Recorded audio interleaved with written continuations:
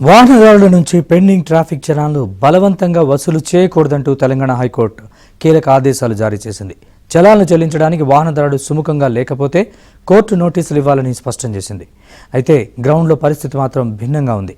ఇంకా అధికారిక ఆదేశాలు అందలేదని పోలీసులు పాత నిబంధనల ప్రకారమే చలాన్లు వసూలు చేస్తున్నారు.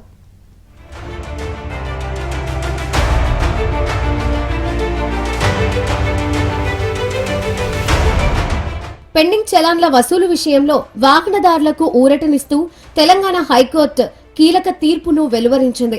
గత కొంతకాలంగా ట్రాఫిక్ పోలీసులు చలాన్ల పేరుతో వాహనదారులను ఇబ్బందులు పెడుతున్నారనే ఫిర్యాదుల నేపథ్యంలో న్యాయస్థానం స్పష్టమైన ఆదేశాలను జారీ చేసింది. రోడ్లపై తనిఖీలు చేసే సమయంలో పెండింగ్ చలాన్లు ఉన్నాయని వాహనదారులను ఆపి బలవంతంగా డబ్బులు వసూలు చేయకూడదని తెలిపింది. వాహనాలను సీజ్ చేయడం లేదా రోడ్లపైనే ఫైన్స్ కట్టాలంటూ ఒత్తిడి చేయడం సరికాదని హైకోర్టు వ్యాఖ్యానించింది. చలాన్లు చెల్లించాలని వాహనాల తాళాల్ని లాక్కోవద్దని కోర్టు ఆదేశించింది. వాహనదారులను ఇబ్బంది పెట్టకూడదని సూచించింది. చలాన్లు చెల్లించడానికి విముఖత చూపిన వారికి కోర్టు నోటీసులు ఇవ్వాలని ఉత్తర్వుల్లో తెలిపింది. పోలీసుల విధులు కేవలం నిబంధనలను పర్యవేక్షించడమేనని చెప్పింది.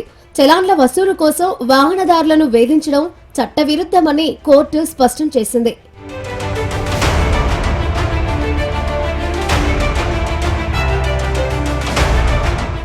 అయితే హైకోర్టు ఇచ్చిన ఆదేశాలపై పోలీసుల నుంచి వస్తున్న స్పందన మాత్రం భిన్నంగా ఉంది.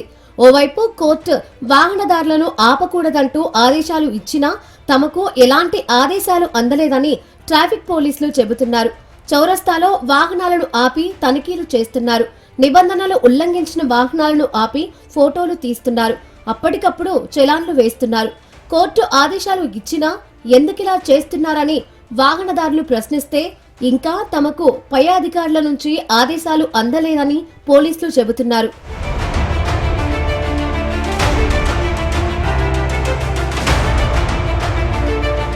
హైదరాబాద్లోని 3 కమిషనరేట్ల పరిధిలో గత సంవత్సరం రోజుకు సగటున 44,000 ట్రాఫిక్ నిబంధనల ఉల్లంఘన కేసులు నమోదయ్యాయి. ఒక్క సైబరాబాద్లోనే గతేడాది 36 లక్షల వాహనాలకు సుమారు 239 కోట్లు చలాన్లు విధించారు. మొత్తానికి హైకోర్టు తీర్పు వాహనదారులకు పెద్ద ఊరటనిచ్చినా క్షేత్రస్థాయిలో మాత్రం ట్రాఫిక్ పోలీసులు హైకోర్టు ఆదేశాలు అమలు చేయడం లేదు. దీంతో వాహనదారుల్లో గందరగోళం ఏర్పడుతోంది.